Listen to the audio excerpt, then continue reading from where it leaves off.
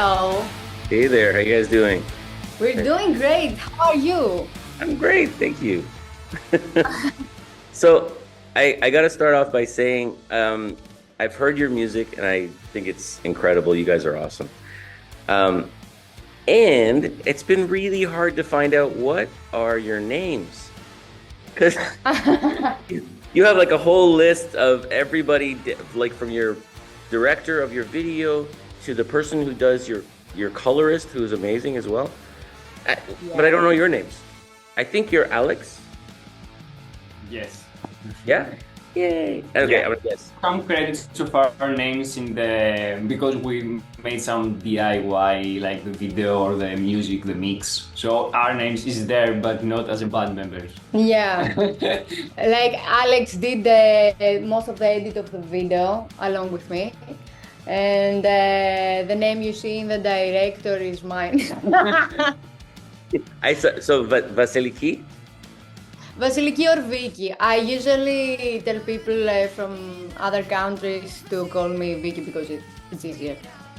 We loved your review. Like when I read it, I was like, who is this person? Who is this person? He deserves love. Like when I saw, also you analyze the lyrics that I think nobody else have done it.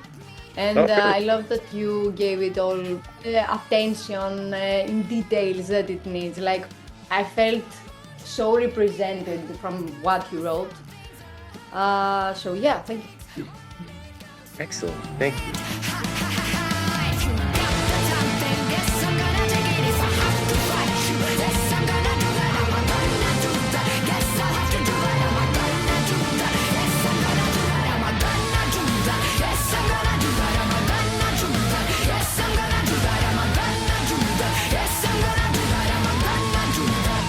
Let's start properly.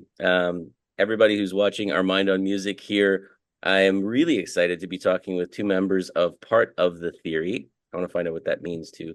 And I really appreciate you guys are taking the time to chat with me. Thank you. Thank you for inviting us. So maybe you can start by introducing the members of the band, if that's okay. Okay. So my name is Vicky. I'm the vocalist of the band. We also have two other members that are not with us right now. Yorgos, who is the drummer of the band, and Stefanos, who is the bassist. And I'm Alex. I play guitar and I make all the orchestral elements, the post production. Unreal Studios, like you guys produced it, not the studio itself, but you guys produced it. Us, but we produced it and recording at Unreal Studios. It's also his first mix ever. He did the orchestration, the production, so it was a learning experience in a lot of levels. Yeah, it's really so well done, guys, honestly. Like, I know you've gotten a lot of positive feedback for especially that song, and it's well deserved. But also, from my perspective, I'm not just hearing the song. I'm hearing that production. I'm hearing all of those subtle things. Like, I was hoping the bass player might be here because I wanted to ask if he always plays the bass with a pick. You know? Yes, I can see. Yeah. He always pick because he started with an acoustic guitar, and I think that's what makes him a good bassist and imaginative. Because he doesn't think only as a bassist. He also thinks like acoustic guitarist. That's interesting. I've seen it go both ways. I've seen people who started out as guitarists and they can't get out of that frame of mind, you know? And so sometimes that can be limiting. And when you can see it as both instruments and sort of imagine that perspective, it could be a real strength, you know? Yeah, exactly. And bass is like an extension of the guitar if we think like that as an instrument. Yeah, I think that's fair. And I think what's neat, like when he's doing in that playthrough that you guys put on YouTube, he's doing from the G to the A and then the B flat, you know? And that felt kind of guitar-like, but it's not throughout the whole song that it feels like that. There are times when it feels like he's just chugging, to really give it a different instrument sound, a very different timbre. Yeah. It's like how we approach every song. Like say, it has its own parts, and every member or every instrument has its own place to put it. Yeah, every part we don't think like one instrument. Like we can say it for also the guitar that you heard the part on the solo that he sounds like a bouzouki. Me that I change vocal techniques so I can follow the song. The drummer that sometimes backs off, but also he can't get busy. So we all try to listen the song and what it asks for us, and whatever tool we have, we try to find the right balance to help it To tell achieve its the story. desire, Yeah. to tell the story of the song. Yeah, so Stefanos is very, he uses very well the balance between his acoustic guitar knowledge, but also knows where to stay groovy when it's needed. Yes. Yeah, and I think you guys just touched on something. So, I mean, Brian Wilson from the Beach Boys, sadly, he just passed away a couple of days ago. I've been watching videos, interviews, and things like that. He's such an incredible influence on so many people. One of the videos that he was talking about sort of what you're saying here. He said, back in the early days when they were doing the album Pet Sounds, one of his goals was to take, for example, he used the example of the guitar and the piano. Well, on Pet Sounds, which is generally considered an interpretation of the Phil Spector recording style, or utilizing instruments, combining, say, pianos with guitars to form a unique instrument. In other words, if you combine them electronically well enough, you're not going to have a guitar or a piano. You're going to have piano guitar, a new instrument. You see, in the 40s and 50s, arrangements were considered, okay, here, listen to that French horn, or let's listen to this string section now. You know what I mean? It was all a definite sound. There weren't combinations of sound. And with the advent of Phil Spector, we find sound combinations, which scientifically speaking is it's a brilliant aspect of sound production. Also utilizing the voice where you have you're used to hearing a voice singing alone. Well, in a lot of cases, artists will put their voice on again, singing the same notes over the same notes, which is two voices sounding like one, only there's a mellow effect because you never can get the two notes exactly the same, so they waver. So you get the wave effect, which is very good, a very sweet sound. All the time, I make it that. Yeah, it's perfect. When you combine two sounds in order to make a unique sound and a new instrument. Yeah. We make a lot of songs in our album that we're currently working. We have a lot of that instrumentation vibe. Yeah, because I get to hear it a lot of things that he does throughout the process of the orchestration composition. It's like cooking. Like I think Famished Mammon is the song that we have the less audio channel from our whole songs, and it's like 313, if I remember correctly, when we count them. Yeah, we have a question in a Q&A we made it, and we have to open the project to see how many channels finally. Yeah, and it's because of this, because he doesn't things like a violin and a trumpet. I don't know. He thinks of them like what you said. How it will be sound combined. Yeah, like the trumpet has to bring the air and the metal vibe, and the violin brings the woody vibe. So what do they make together? Exactly.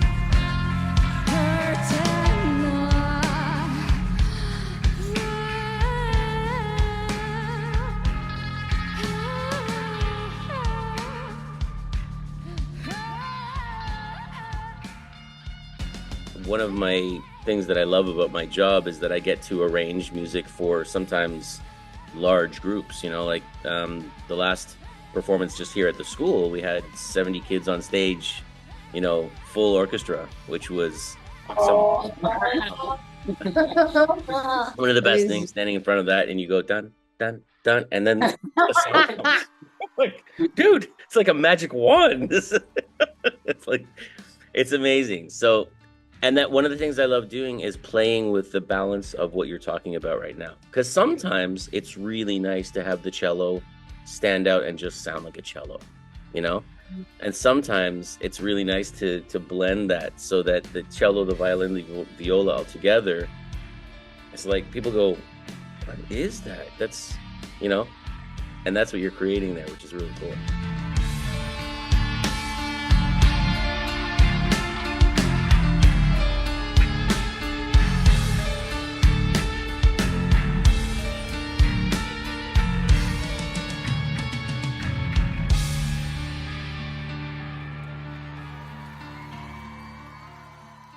Make more texture like vibes and more homophonic maybe textures.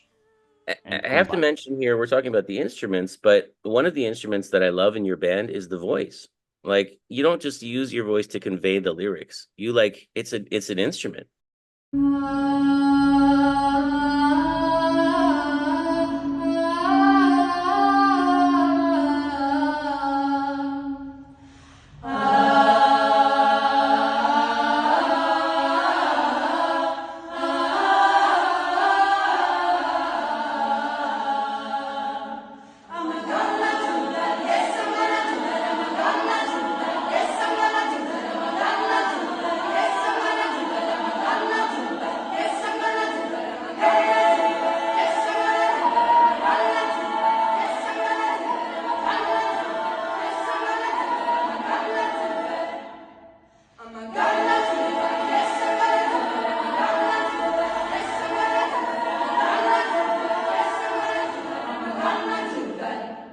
Clearly, vocal technique, because the way that you change the timbre of your voice in the same song, you could sound like 5 different people.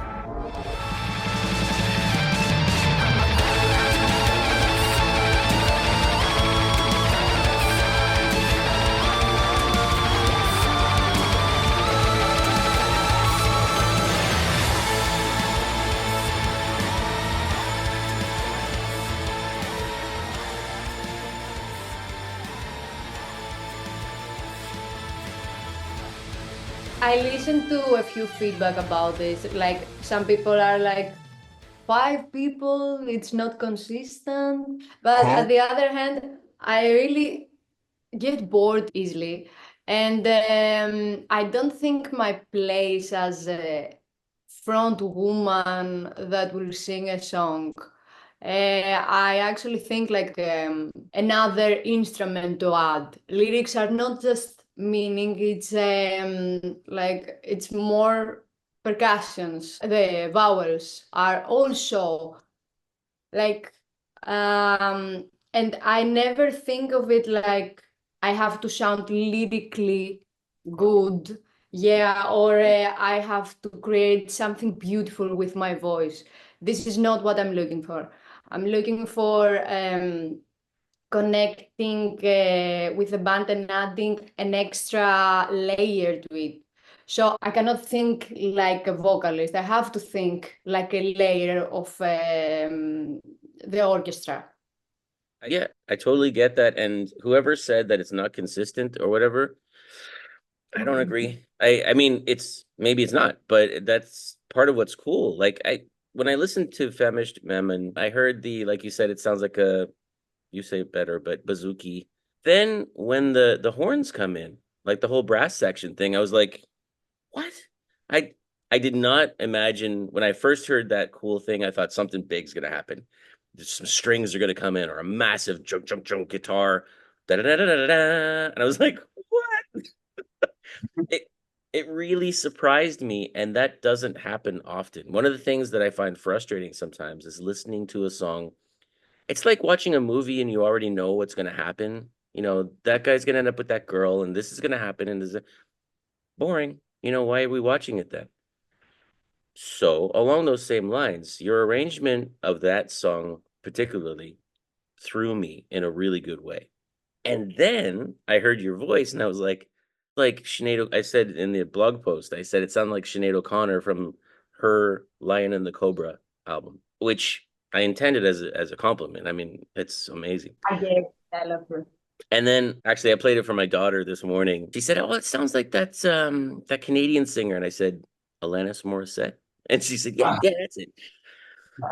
But and I have to be clear on this. When I say all of this, I think it's one of the strengths is like one of the things that I think is so cool is when people can take all of these influences from all over the place. And sometimes not even ones that you're specifically aware of. It's just there somewhere. You've heard it somewhere. And so you start to put them together, and that I'm sort of paraphrasing Geddy Lee from Rush. He said, as you grow as a musician or as a singer, what happens is all of these influences come in from all over the place. You collect them together, and then when you step in front, you turn that into your own voice, and that's you. This is actually something that we say a lot too. Like, nothing is really ours and everything is ours. Like, everything we ever heard in our lives, you cannot unheard all these things. So it gets processed through your eyes and way of thinking, and only when you let it really flow and really let you lead you where it wants to go, you become you. Yes. Yeah. I think that's a great way to say it. I haven't said it that exact way, but that's spot on, because that's the thing. Like sometimes, and I have done this myself where I thought, oh, that sounds a lot like this person. And so I change it because I don't want to be like that guy who's stealing from my hero. But I don't think over the years I've changed my way of thinking on that. I think, okay, as long as it's not the whole song that sounds like such and such person, but if there's a moment where people go, does that sound like a little, I think that's okay, because, I don't do it on purpose. I don't believe for a second that you guys do either. I think you have a really unique sound that helps me to think of and visualize lots of things all the way through the song. This is so cool. And this is because you embrace whatever comes to you. Like, I'm gonna do that, the line. I wrote it trying to annoy Alexis. Like, we were playing and he was like, yeah, do that, do that. And I was behind him and I was like, am I gonna do that? Yes, I'm gonna do it. Well, Stupid, actually, it's stupid. But you have to embrace even stupidity. Like, my way of writing is embracing stupidity, because at the end of the day, when you're an artist and you're trying to create something, you're just trying to imitate the way of the thinking of children. That I saw children play, and they were like they were talking about imitating a pizzeria, a pizza place. So they were like, I'm the cook, you'll be the customer, and there was a third kid. okay. And they were like, okay, I'm gonna be the pizza. This is Of course. this is the way of thinking that we need to have. And this will never get to you, like the surprise. It will never get to you if you're not embracing everything that comes through your mind and way. Like, and stupidity is a part of this. That's interesting. Well, it's kind of the thing, like as an educator here, constantly we talk about that where, one of the things that we do is trying to not test the imagination out of our students, like we teach and we try to help them grow and evolve, but at the same time, we don't want to make it so unfun that they lose the love of just imagination and creativity. especially as a music teacher, that would be like the opposite.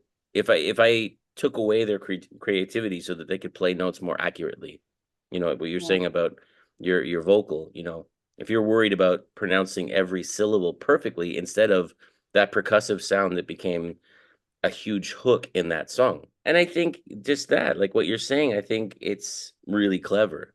You know what I mean? Like, ironically, to try to allow yourself to think the stupid thoughts so that you can find stuff that's really cool and outside the box, because otherwise, like, everything would be boring, 100%.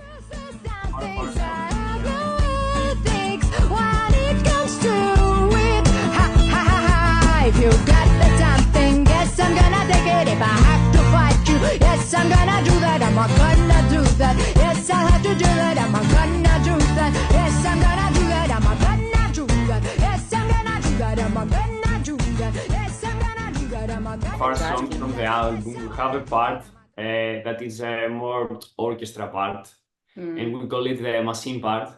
And the idea is born with to make it the vocal to sound like a machine. This is a huge leap now. This is the first time we ever mentioning to someone, but it's a song about like how a person turns into a machine. And I was like, okay, but what if it's literally that? What if we turn into machines? So I tried, I don't beat, but not to make it with a post-production or technical elements. We try to make it with the vocals. Yeah, I try to do it with the voice, like how a person would sound if they transform into a constructive machine. Yeah, I think about the freedom, about to make parts and not to be lyrical, all perfect in the way you sound, the music sound in the industry. Yeah, I say. It's about to, like we say in the beginning, to follow the song and what the song wants to say.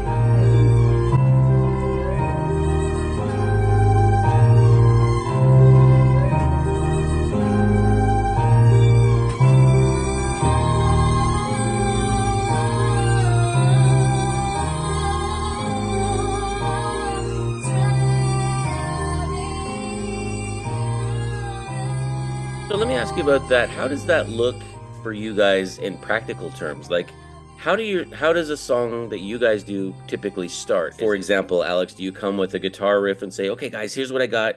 Let's do this. Or do you guys just write the song and bring it? Because you guys wrote that song. Did you just bring the completed song to the band and say, okay, this is the song? Or how does that work?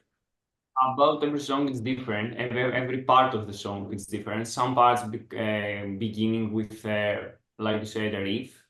The most of the time we think we make the first part, the verse or the chorus together with a vocal line and a harmony or a riff or I don't know, a melody, something like that. And then bringing to the rehearsal and we jam along and trying to put all the elements and the layering. Other times it's a complete part from for the computer I make with libraries and more to the orchestral and the post-production elements.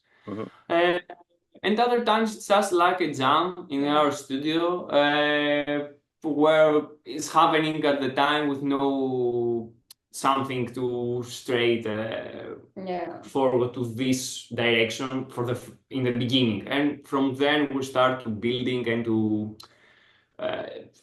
make thoughts about how it would be going and something like that. I think that our early days, like the album that we wrote on our early days as a band, is been written like this, like the third way. It's written like in a jam session between us, and then Alexis take it to his computer and he starts building it with layers of orchestration and stuff, and then he comes back to the studio and he tells us, okay, this is a load, this could be there. So it's again what the song asks.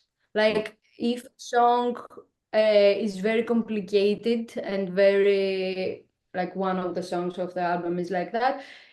It will have a lot of work by Alex in his computer. If a song is more jammy, more groovy, it will start firstly go around in the band, and then Alexis take it and start build from there. How we can say about Famished Mammon, how it's made. Okay, Famished Mammon actually, Famished Mammon was another song. Yeah, it's a Okay. different name. It's Yeah, one of our very, very first song as a band. yeah. And it's from a different area of the Era. band. Era, okay. Famished Mammon started as a whole other song. Before we were part of the theory, like we were Alexis, me, our drummer, and another bassist.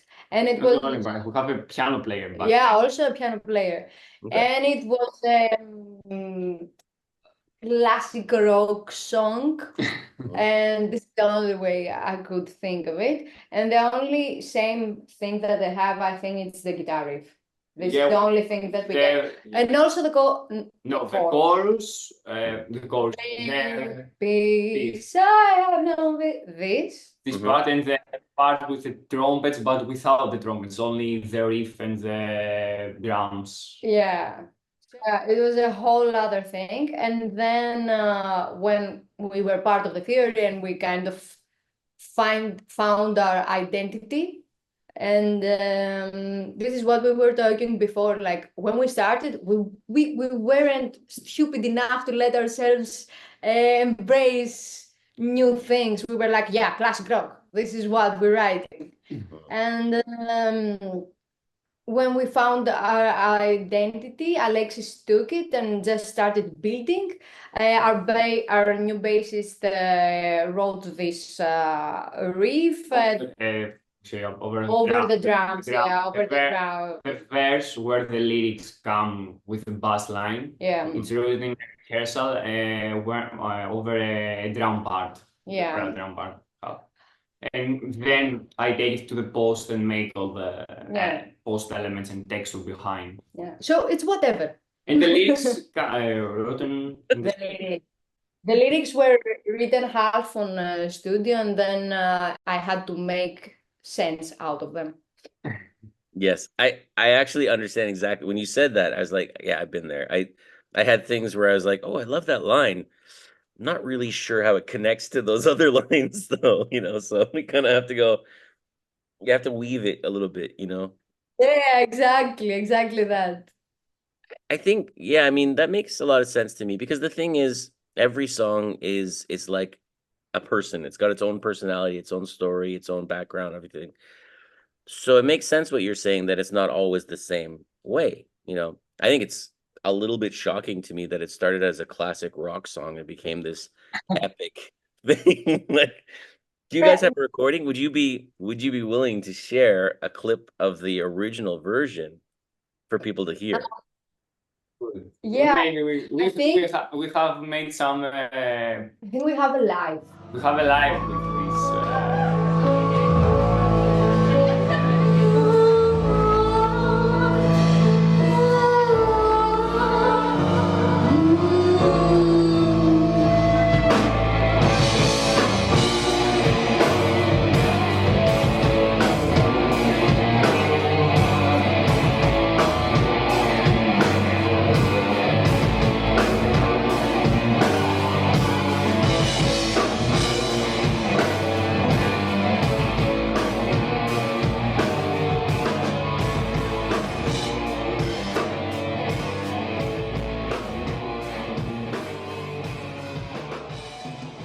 Like I was 18 and you were like 20. Yeah, it was a weird era. I mean, first of all, I've seen pictures of myself from like the 1990s and what my hair looked like. I mean, now it's gray. It wasn't then, but I think it's better now. You have to go through these moments, to, like you said, like I love how you said how you found your identity, and I think that's a really cool way to think of it, because as a whole group, you have to little by little, not necessarily you never agree on everything, but at least figure out how the puzzle pieces fit together, you know? And when they don't, what do you do with that, you know? So how do you guys know each other? I mean, you just said you were 18 at the time, you were 20, and the other band members, It all started with Alexis. Yeah, well, I play with a drummer to a different band, total different genre. It's more to like have fun with music, I think, back then. And you met and Yorgos, the yeah, drummer. I met Yorgos, the drummer, and when this band broke, we think about to start a band to play funk and heavy rock music. Yeah, this was the goal. It was the goal, and back. I met Vicky. And I auditioned for the band. And then I have the piano player back then. It was a friend of mine from the school. It's an amazing piano player. We have to say it's Yanis. It's not in the band with the official way of to be in a band to play with us in the lives, but it's part of us, we think. yeah, Giannis, our piano player, and this is how you started actually writing orchestras. Yeah. Because when he left the band, it was near the Corona era. Actually, it was on the Corona era. Yeah. So when he left the band, actually had a lot of time. Alex had a lot of time and a big gap to fill, because the piano for us, it was what kept us not sounding like another rock band. And he started experimenting, and he was like, okay, what if we try filling this gap, not with piano, but with other instruments too. And this grew and grew and grew and grew and grew. And yeah, and now we have all the instruments of the world to make music. Yeah, but we became part of the theory in 2022 when our bassist joined, Stefanos. I'm really interested in some of those things. Like, so Schoolwave, it's like massive. It's really big. I'm going to ask it all in one umbrella question so you can sort of talk us through it. But how did that come about? How did the video for Famished Mammon, which is really amazing, like the song is fantastic, but then when you see the video along with it, it's like the production on that, you had someone from BBC working on that as well, I believe. Yeah. Huge team that you have working on that whole thing. Like, how did these things come about? How Maestro and Blue, how did you guys get on Netflix? Okay. So it all started actually with Schoolwave, because we were writing music for years and years, but it's very experimental. You get that, especially the album that you're going to hear within the next year. It's a very avant-garde and very experimental. So we were like, okay, nobody's going to hear this except our moms. And they'll be proud of you. Yeah. Actually, my mother told me, my mother told me, this will be very hard for you, but I'm proud.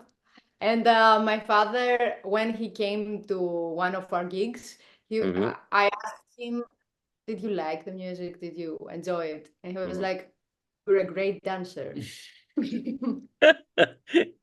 It's true, like the visual effect of the whole thing, you know, like, it's not just a great song, it's not just great players, it's that the visual effect of you guys on stage, the dance movements that you do, you know, all of that. Yeah.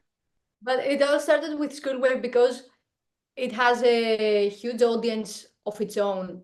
And Schoolwave is a youth festival in it's Greece. A youth festival, yeah. I don't know, for many years now. And give the opportunity to a new bands and the younger players or young bands to play for a larger audience. Yes, to a big festival with a proper and professional equipment, professionals, and all the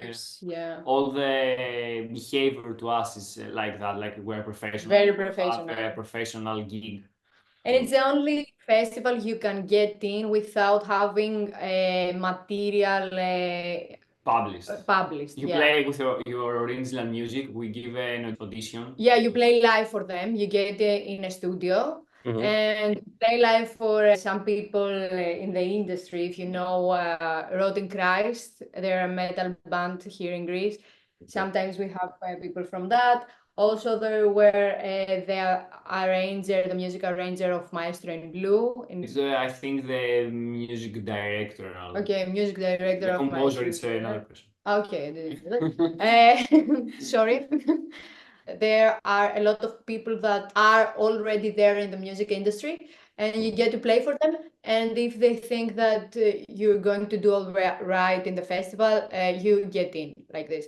So we played for the Schoolwave, and we saw the audience being very generous with us and being very open to what we played, which we didn't expect because it's 7 minutes song. Like who listens to that?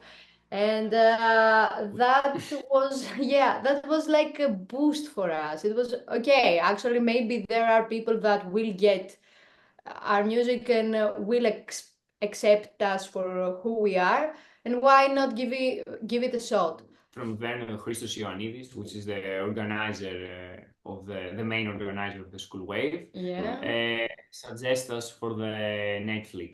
So because the guy that the Yannis Discos Vicky said the music director is the music director, and they wanted a band to accompany the main character of the series, and they wanted to create like a scene where the main character of the series would find a band and he would join them and stuff, and they wanted for it to be like realistic, for the band to already be a band. And then they wanted to write an original score for this particular scene. Yeah. So we have the only other published music we have is from this scene, the Maestro in Blue soundtrack, Subway Train. Subway Train.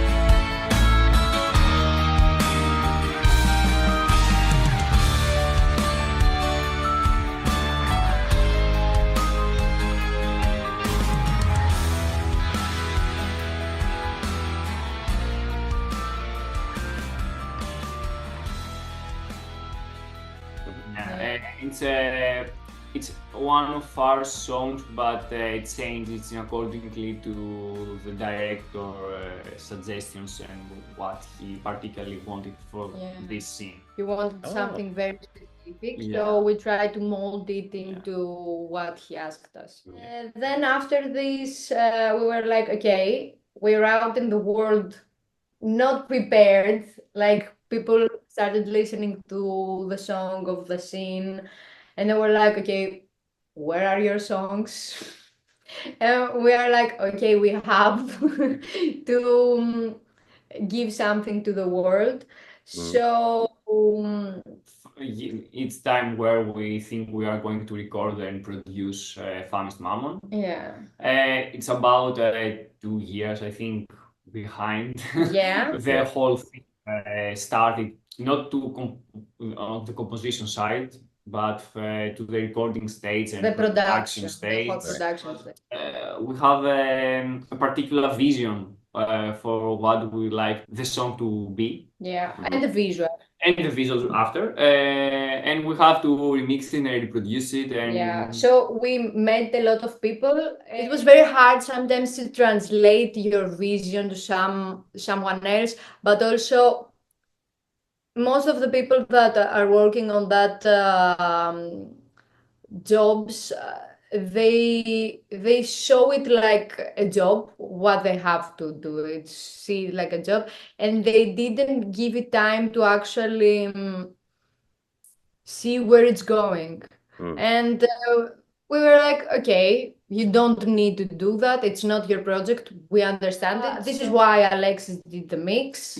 This is why I directed the Yeah, we go to the video now. the Videos video. came Also 1 the year video, 1 year ago, we start the video production. Yeah. In the beginning, we don't have plan to make a video. Okay, it's a 7-minute long track, so why not make a short film if you want to do a music video? And I have a friend that he's a writer, shout out to Fotis Cholis, and he told me when you write an idea, you have to write it like you have all the budget in the world, and then start taking out things to follow the vision within the budget you have. So I wrote like I have all the budget in the world. And I thought of a world where there are people living on the underground and they are planting potatoes on the ceiling. And Okay. people on the underground stealing these potatoes. Is that why you're climbing up the ladder? Yeah, this is what left of it. Yeah. Okay. So it was a whole story about like the social problem we have here in Greece, and I think all over the world maybe, but it's very The opera. real here. So I wrote a short film. Then we took it. It was like the budget was like 30,000 euros. We were like, okay, we don't have that money, so let's keep symbols. Yeah, we make we keep the long line, the main theme, and we Yeah. try to in a more symbolic way Yeah. and more like the ladder. Yeah, the ladder that it's literally like the social, the social act. Yeah. It's very violent. The violence, because I think in a lot of countries, but here in Greece, the violence that it's born from greed and materialism and all those stuff, because it's not something very accessible. It's very real. So we kept those things like social ladder and violence. And the rich. the table, the grid and stuff. But we wanted also to be good, like, okay, we have a small budget, we have to make something nice with that. So most of the things you show are one takes. Like we didn't have a lot of time to shoot in the studio. It's only 2 days shooting with a reshoot. Yeah, we did a reshoot because we didn't have enough footage, because as I said earlier, it was most of the plans are one shoot, most of the takes. I saw the video and I was like, it's missing a start. So we called the Magic Initiatives. Yeah, our light guy who make the light design for our live shows and suggests us to speak with Thomas. Yeah. We have this. We have all the idea before about this seamless transition scene with VFX and all of this. And we find the right guy, well, I think. Yeah, he was very generous and very good with us. Yeah. Like we had this. We have no budget to make it. Yeah, Party. and also it was a very particular vision. So we threw that on him, and he was like, "Okay, let me think about it." And then he was like, "Okay, this is it," and it was perfect, and he is perfect. He make even more than we first speak and talk. Yeah. All the first scene with the more ladders, it's all VFX made from him. Yeah, he also suggested to place Easter eggs on the. Yeah. So if you slow down the video when the camera is going up, you can see some things from the lyrics being placed in the ground, like the TV Yeah. and also Grasses. trash. Yeah, like he plays. He was very artistic about it because he got our vision. And very professional. It's Yeah. more than professional. But it was time, like this Famished Mammon took us for the production and visual, like 1.5 year. Yeah. Because we were never satisfied Mm. because we had something very particular in our heads. Mm. And We want to we're going have to be late out in the world, but Yeah. when we are going to get out, we're feeling represented by it. And it totally Yeah. makes sense. Like when I saw that video, I had so many questions. I'm like, from my perspective, if you're a new band, and so when I heard the sound of the music, and again, I'm not just talking about what a great song, because it is, but like the way that you panned the instruments so that when you know those trumpets come in, like the brass comes in, da da da da da, boom, and then everything comes in, you know, like all of those details. I've listened to that song far too many times at this point. It's just I keep listening to it because I'm like hearing new things. And then I saw the video and I thought, oh my, this is like visually stunning. You know, like I mentioned your colorist earlier. I think just the choices of it's almost like a sepia coloring of the whole thing, you know, that tint of it. I was like, Yeah.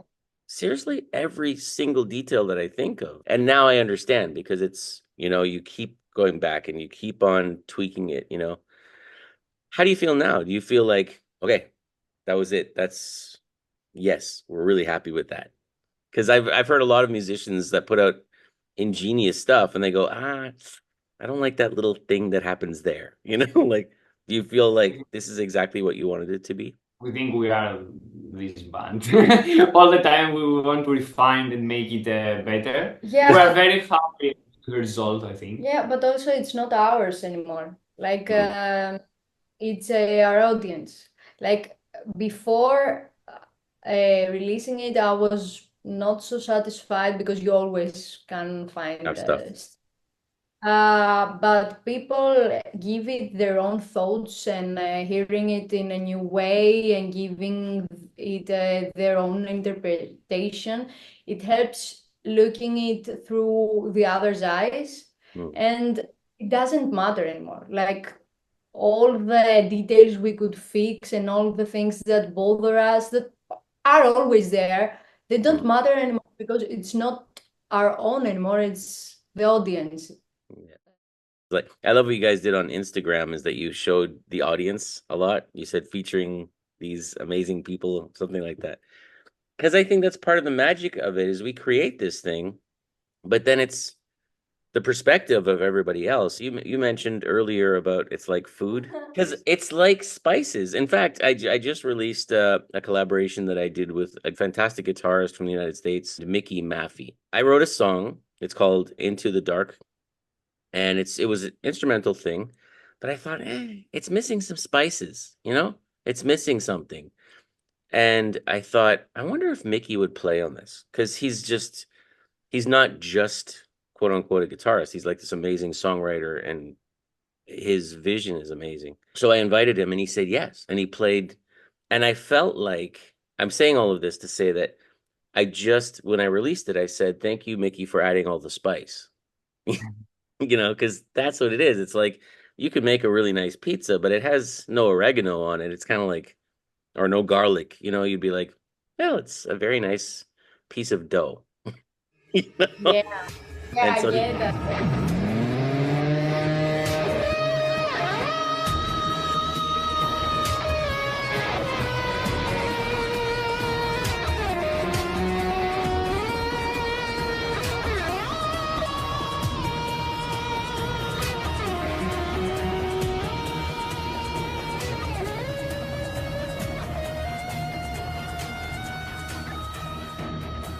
this song, we've only been talking about one song so far, and I'm super curious about the other songs that you have coming when the album's coming.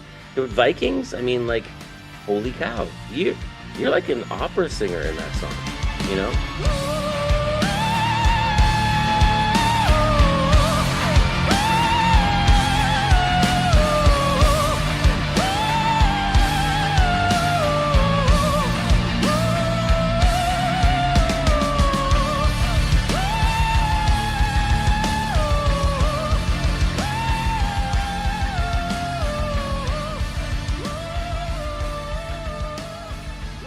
vocal coach, is that correct? Do you teach? Yeah. Yeah. I saw on one of the posts somewhere, I think on Instagram, one of your students said, or no, it was YouTube in the description section, they said, that's my teacher, my vocal coach. They're very proud of me. Yeah, and yeah, I thought that was really fun, but it didn't surprise me in that what I said, like the way that you do the, melisma, when you take one syllable and you bend the notes and stuff. And I heard that and I thought, no, that's not just a young singer getting lucky. This is somebody who knows what they're doing. And then just after that, you completely change the timbre of your voice from like a head voice to something like more chest, And I was like, okay. Like it's those types of details. And now I'm understanding better. You guys have probably studied and practiced for all these years. But the detail of taking all of those tools that you have in your toolkit and placing the right colors or spices into this mix to create this thing that makes sense to me.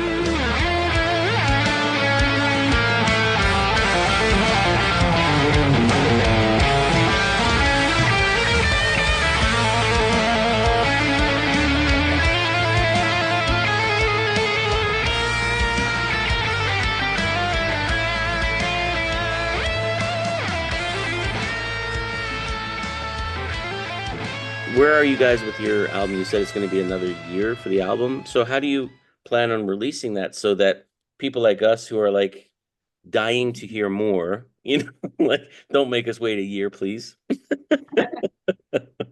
Yeah, First of all, composition and pre-production has already made it. yeah. We have finalized the concept and what songs are going to be part of the album. The whole It's a theme album. concept. Concept It's a album. concept album. Going to be the demonstration is going to be a little different from what we have seen as far about a single, and then the album. It's going to be more like Series. a series, yeah, like a series. And That's Yeah. cool. I've talked to a number of people on here about that concept of like a lot of people say I have to put out an album because I want everyone to understand the arc of my storyline, And I've had other people, I think of Lorenzo Wildcard, a singer-songwriter based in England. She said, I'm not putting out any albums. Maybe at some point in the future when I have enough of a catalog and I want to go back and say, okay, this one, this one, this one. She puts out singles. And like she's committed to that, I think, because she says, I want people to hear what I'm thinking and feeling at that moment. I don't want it to be a year later, So how do you guys balance that? Because I mean, I love what you just said. Like it's like a series, and each song release would be like an episode. Is that what you're thinking? That's amazing. It's how you get series. Like we don't want to give you the whole story because the way we discovered our sound, the identities, it was through the writing process. And the album is our whole experimentation and actually finding out who we are. And this is why it's very experimental and it has a lot of avant-garde things on it and way of thinking. And we cannot throw it on you because you cannot fully take it. You have to see the first brick and the other brick and the other brick and then move out of it and see the building we're trying to build. In particular, we are now in the recording stage and we are beginning the recordings and the productions. And we are going to try to make the whole backstage feeling for the audience. Actually, I just chatted with GrimRock, and he plays his own brand of music that I really appreciate. Grim was saying the same thing. He's in the process of making his next album, and he was talking about that. He said, I want people to see how this was developed and, the decisions that we made and to bring them along for the ride, We really think that the audience is part of it. The only reason that we're releasing music right now is because someone believed in what we're making and heard it and it was like, I understand. And because music is about communication and it is made by people that are terrible at communication In other ways, yeah, it's about the audience and it's about communicating it correctly through music. So it's exactly what you said before, and this is what the name of the band means, part of the theory. It refers to the feeling you got in a life, like when you go to a live, because the circumstances are so unique, like you have a sound that it's not going to be heard ever again. You have a composition of people that are not going to be in the same place in the exact time again, ever again. Mm. We're creating something very unique. And it's like we make this bubble and we're together in it. And when the communication works, it's like we're part of this conspiracy. Like we're together in something. So part of the theory refers to audience and us being part of the theory. Ah, that's amazing. It's the thing about this is you have to understand how special this moment is. This is a one-time deal. You know, if it was just you guys on the stage looking and sounding awesome and no audience, that's not really a show. So it's like that synergy, right? Like when everybody's all together in that state of mind in that moment, that's what makes the moment, you know? Yeah, so we're going to include the audience. We know that the album, it's a lot of time to take a year to Yeah. release it. We're trying to make it as the Famished Mammon to be happy about the results and to be to the point where we are. Okay, this is the right Yeah. way to put it out in the world and to be part of us, and we are going to be proud of it. Yeah, but what we're going to do to include the audience in its process, it's that we're going to start vlogging every day of the recording process, producing process, so they're along in the For the journey. way, in the journey. I mean, that's cool. I really appreciate that actually, because to share a little bit of the inside stuff, you know, I think about again my students and their parents. Like parents see that concert and they see when my hand moves and everything works. I would love for them to at least come in one time to the rehearsals when it didn't work and they could understand why it was such a big moment for myself and my students when it did work. Like the students walked off that stage feeling like they had just played Carnegie Hall, you know, because they knew how much effort and time went into making that right, and it worked, you know. So I think what you're suggesting is us understanding what you do. Exactly, and understanding the effort and wanting to give you the whole concept of our work. It's because we care about the audience. It's a lie. Like I don't think that there is an artist that doesn't care about the audience and doesn't care what they're saying. Like it has a toxic Idea. yeah, and it can get dark really easily. But if you filter it all right, you cannot not give a damn about the audience because it's the reason that you're releasing music and Right. you don't keep it for yourself. So this is a way to show our audience that we do care because it is huge for us that our people taking the time to listen it, to analyze it, to understand it, to give us back feedback.